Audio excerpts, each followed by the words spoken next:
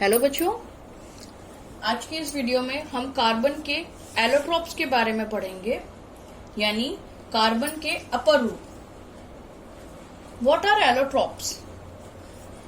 When an element occurs in different forms in nature with widely varying physical properties and same chemical properties, then these forms are called as allotropes. This means that element is in its pure form and it is occurring in different forms with different physical properties but similar chemical properties. Chemical properties are similar because the element is in its pure form. मतलब किसी भी तत्व को यदि प्रकृति में अलग अलग रूपों में पाया जाए जिनके भौतिक गुणधर्म अत्यंत भिन्न हों परंतु रासायनिक गुणधर्म एक जैसे हों तो वो अपर रूप कहलाते हैं, एलोट्रोप्स कहलाते हैं। बहुत सारे एलिमेंट्स हैं जिनके दो या दो से ज्यादा एलोट्रोप्स प्रकृति में मौजूद होते हैं। हमें एलोट्रोप्स ऑफ कार्बन यानी कि कार्बन के अपर रूपों के बारे में पढ़ाई करनी है। कार्बन नेचर में तीन मेजर अपर रूप्स के फॉर्म में या एलोट्रोप्स के फॉर्म में पाया जाता है। पहला ग्रेफाइट, दूसरा डायमंड, तीसरा बकमिंस्टर फुलरीन। बकमिंस्टर फुलरीन बहुत ज्यादा पुराना नहीं है, ये कुछ 15-20 सालों में ही ढूंढा गया है, मिला है। इसमें ये पूरी एक क्लास है। इसका जो वेल नोन है वो है C60। C60 में 60 कार्बन के एटम्स एक दूसरे से फुटबॉल के शेप में बॉन्डेड होते हैं और इसका जो नाम है वो इसलिए पड़ा क्योंकि एक आर्किटेक्ट था बकमिंस्टर फुलर जिसने जियोडेसिक गुंबद बनाया था। उसके जैसा ही इसका शेप होता है, इसलिए उसी आर्किटेक्ट के नाम पे इसका नाम बकमिंस्टर फुलरीन डाल दिया गया। हम ग्रेफाइट और डायमंड को अच्छे से पढ़ेंगे। कार्बन का पहला एलोट्रोप है ग्रेफाइट। ग्रेफाइट में एक कार्बन एटम तीन अलग अलग कार्बन एटम से जुड़ा हुआ होता है। ये तीन बॉन्ड्स में से कोई सा भी एक बॉन्ड डबल बॉन्ड होता है जिससे कि कार्बन की टेट्रावैलेंसी सेटिस्फाई हो सके। बॉन्ड एंगल 120 डिग्री का होता है। ये पूरा एक स्ट्रक्चर 2 डायमेंशनल होता है। ये एक शीट स्ट्रक्चर है, इसका स्ट्रक्चर शीट लाइक या प्लेनर होता है। ये 2 डायमेंशनल स्ट्रक्चर दूसरे 2 डायमेंशनल स्ट्रक्चर के साथ अट्रैक्टिव फोर्सेस से जुड़ा हुआ होता है। ये एक शीट, उसके नीचे दूसरी शीट और ये दोनों शीट एक दूसरे के साथ, ये शीट एक दूसरे के ऊपर इस तरीके से स्लिप कर सकती हैं। इसी फीचर के कारण ग्रेफाइट का यूज एज अ ल्यूब्रिकेंट किया जाता है।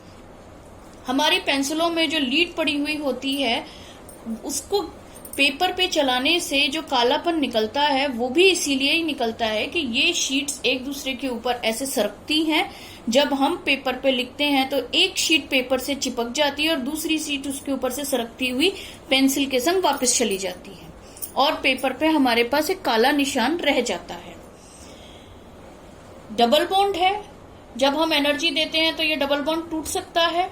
डबल बॉन्ड के टूटने से एक बॉन्ड मुक्त होता है, एक इलेक्ट्रॉन इस पे मुक्त होगा, दूसरा इलेक्ट्रॉन इस पे मुक्त होगा और मुक्त इलेक्ट्रॉनों की वजह से graphite good conductor of heat and electricity है। क्योंकि ये दोनों लेयर्स एक दूसरे के ऊपर फिसल सकती हैं, इसलिए ये स्मूथ एंड स्लिपरी है। तो ग्रेफाइट के बारे में हमने इसका स्ट्रक्चर समझा। ये प्लेनर है, 2 डायमेंशनल है, ये स्मूथ एंड स्लिपरी है, good conductor of heat and electricity है और एक carbon atom 3 other carbon atoms के साथ अटैच्ड है इन अ प्लेनर स्ट्रक्चर और ये ल्यूब्रिकेंट या पेंसिल लीड्स में भी यूज होता है। इसके और भी बहुत सारे उपयोग हैं बट फिलहाल के लिए हमें यही 2 यूजेस इसके समझने हैं। कार्बन का दूसरा अपर रूप या एलोट्रोप है डायमंड।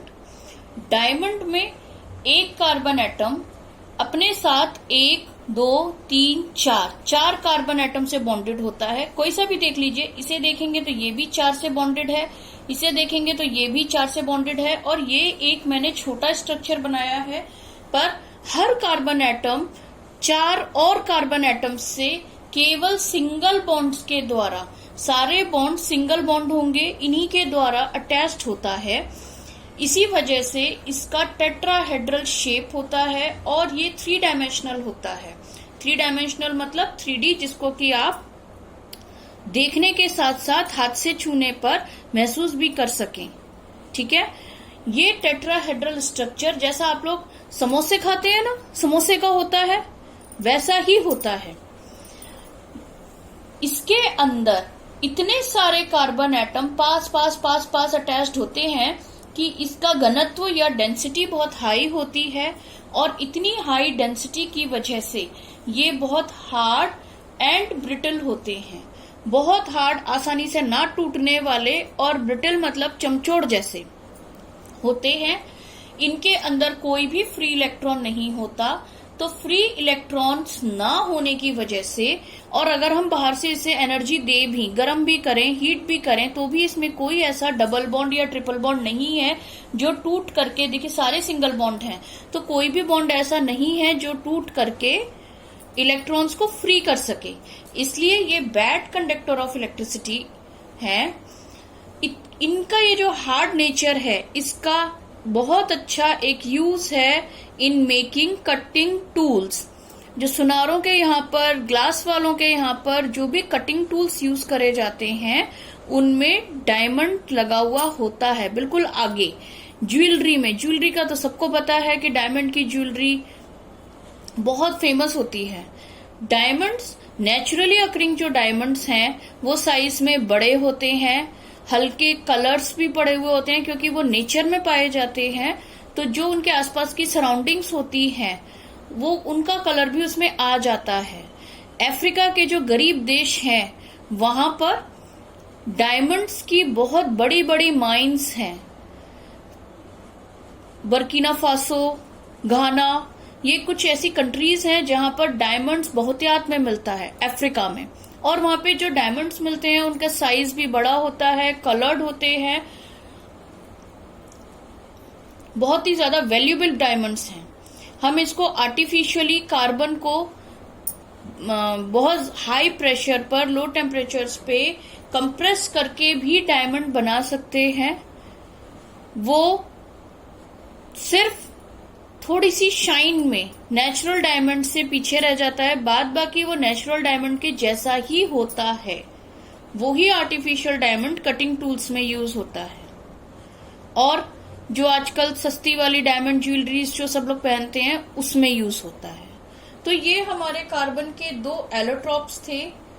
बकमिस्टर फुलरीन के बारे में तो थोड़ा ही बताया गया है, वही मैंने आपको स्टार्टिंग में एक्सप्लेन कर दिया था। तो ये मेजर एलोट्रॉप्स ऑफ कार्बन्स हैं। उम्मीद है आपका टॉपिक क्लियर हो गया होगा। Thank you.